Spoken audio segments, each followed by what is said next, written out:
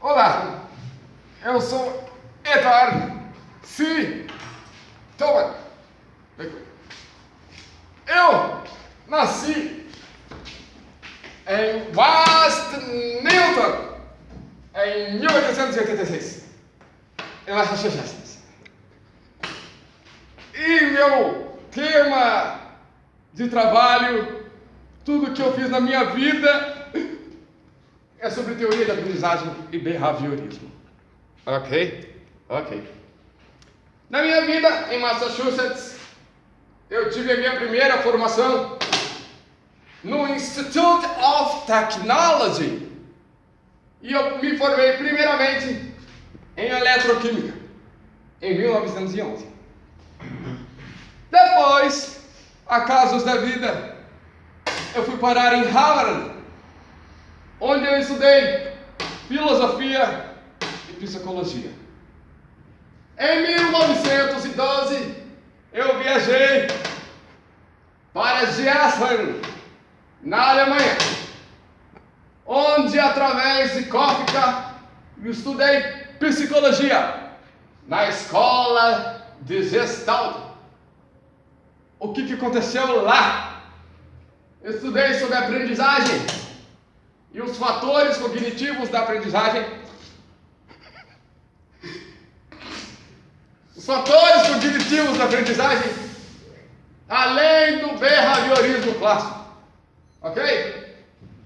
E nesse behaviorismo clássico foi analisada a questão de estímulos e respostas. Tá? Depois, posteriormente, eu voltei para Gießen em 1923 para aprofundar meus estudos. Ok?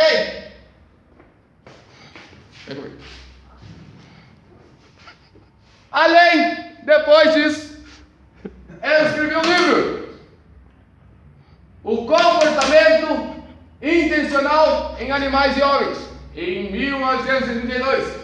Dizem por aí que é o meu livro mais importante.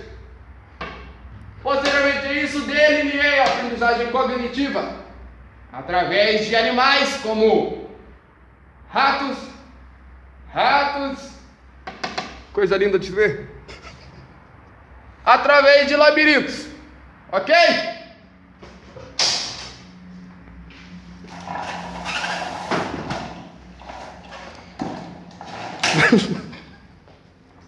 Eu também, aqui, fui presidente da Sociedade Carl Learning de Estudos Psicológicos nos Assuntos Sociais, em 1940.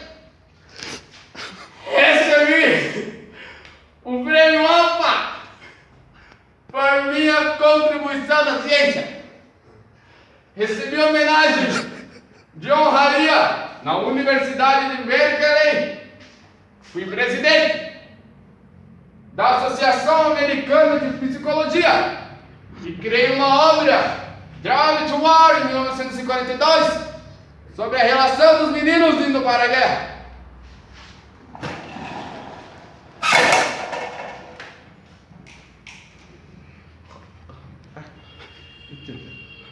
Mas, infelizmente, nada dura para sempre.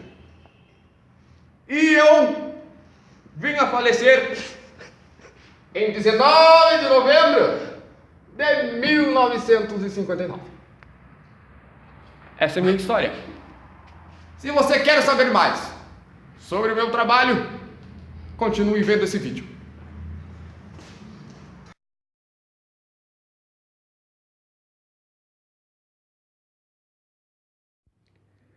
Para iniciarmos a fala sobre Thomas, ele tinha duas maneiras de considerar o comportamento, que seria o comportamento como fenômeno molar e o comportamento como fenômeno molecular. Em uma visão molecular, o comportamento é entendido a partir do modo arco-reflexo. O que seria o arco-reflexo? Seria a questão de estímulo e resposta. Você recebe determinado estímulo e você dá uma resposta com um objetivo específico. Fisiologicamente falando, seria um processo que se inicia com uma excitação na superfície sensorial de um animal, que é conduzido por fibras nervosas até os centros nervosos, de onde volta por nervos eferentes e termina em uma contração muscular. Então, resumidamente, é a questão de mesmo estímulo e resposta.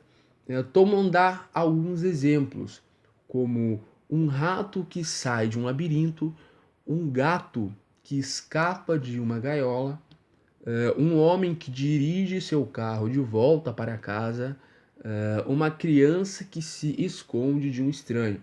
Isso são exemplos moleculares. Então, o comportamento molecular nada mais é do que partes, do que situações isoladas de estímulo e respostas com um objetivo específico. O fenômeno molar ele coincide com a visão cotidiana que o leigo tem das ações humanas. Isso diz Kafka em 1935. Lembrando que, embora não tenha levado a cabo, o próprio Watson já tinha anunciado essa pretensão. O que ele dizia? Em outras palavras, o behaviorista está interessado na resposta à questão do senso comum. O que ele está fazendo e por que ele está fazendo isso. Desse modo, de um ponto de vista molar, os fatos comportamentais devem ser descritos tais como nos aparecem. É preciso voltar-se para o comportamento como um todo, entendendo como isso que a realidade é encontrada no todo e não em suas partes. Em outras palavras, o comportamento apresenta uma realidade que só pode ser apreendida se evitarmos o ideal de análise por decomposição. Então, o fenômeno molar é nós estudarmos, nós entendermos o todo.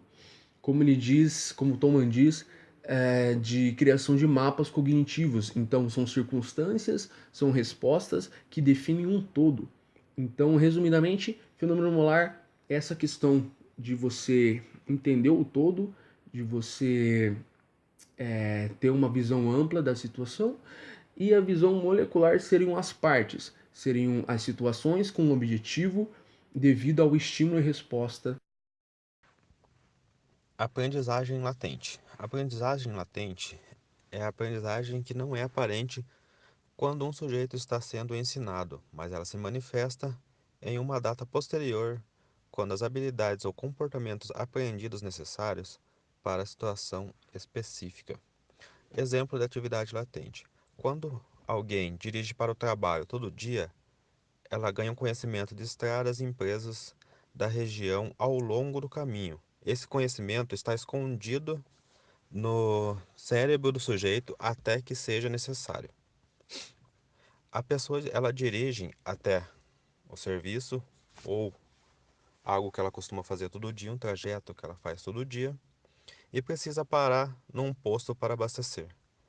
Ela se baseia em um conhecimento latente para lembrar a localização de um posto de gasolina, embora essa localização do posto nunca tenha sido oficialmente ensinada. A pessoa é capaz de encontrá-lo devido à aprendizagem latente. Referente ao programa de pesquisa de Thoman, os estímulos não são conectados por simples circuitos um para um até a sua resposta correspondente. Ao invés disso, os impulsos são comumente trabalhados e elaborados na sala de controle central em forma de tentativa, uma espécie de mapa cognitivo do ambiente. E este mapa de tentativas indicando rotas, caminhos e relações ambientais que determina finalmente quais respostas o animal irá emitir, se for emitir alguma. O comportamento é uma função de variáveis genéticas do desenvolvimento, fisiológico, motivacionais e ambientais. Ainda que apenas essas duas últimas categorias de variáveis independentes fossem consideradas capazes de iniciar um comportamento.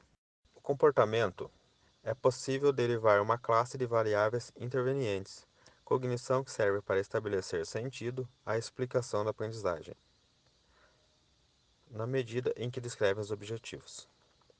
É possível atribuir um sentido semântico da determinação de variáveis indeterminadas e determinadas, e esse sentido pode ser descrito em um termo de objetivos, propósitos e finalidades do comportamento.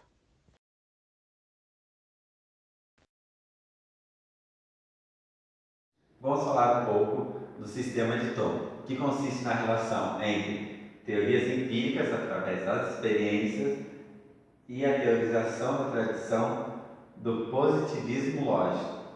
Essas teorias, elas têm que ser previsões testáveis que geram a uma pesquisa. Essas pesquisas amparam e reformulam as teorias anteriores, que geram mais pesquisas, onde os resultados dessas pesquisas geram novas teorias.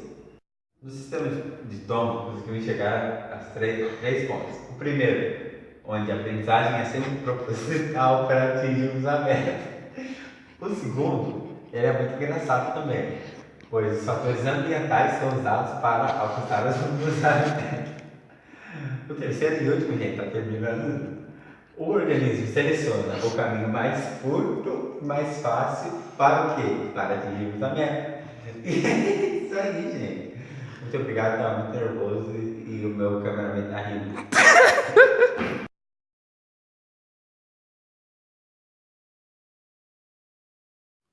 Sobre mapas cognitivos de Thom ele não achava que os ratos aprendiam relações entre estímulos e reações, quando aprendiam a sair de um labirinto. Para ele, os ratos criavam um mapa cognitivo do labirinto, ou seja, um conhecimento geral da estrutura e do padrão espacial do labirinto que lhes dava um sentido geral da direção a seguir quando estavam dentro dele. E 2 bem pensados estudos demonstraram o funcionamento desses mapas. Num deles, os ratos deparavam com um labirinto em formato de cruz, no qual partiam de ponto I1 e I2. Alguns ratos, o grupo de aprendizagem de reação, sempre encontrava comida virando à direita. O outro grupo, o grupo da aprendizagem de lugar, sempre encontrava a comida no mesmo local, A1. Thom descobriu que os ratos do grupo de aprendizagem de lugar aprendiam mais rápido, resultado que naturalmente se coaduna com a teoria de Thom, de que os ratos aprendem um mapa cognitivo em vez de uma série de reações a estímulos específicos. Também a teoria de Watson, de estímulos e reações. Já no segundo estudo, os ratos eles primeiro aprendiam a sair do labirinto, esse mais simples que vocês estão vendo na imagem. Eles começavam a partir do ponto A e passavam por uma parte circular até chegar ao ponto C, antes de finalmente atingir a caixa objetivo, o ponto G. Em H havia uma luz acesa. Como não havia possibilidade de erros, os ratos logo aprenderam a ir rapidamente do ponto A até o ponto G. Depois de 2 ensaios, o labirinto ele foi substituído para esse mais complexo que está ao lado.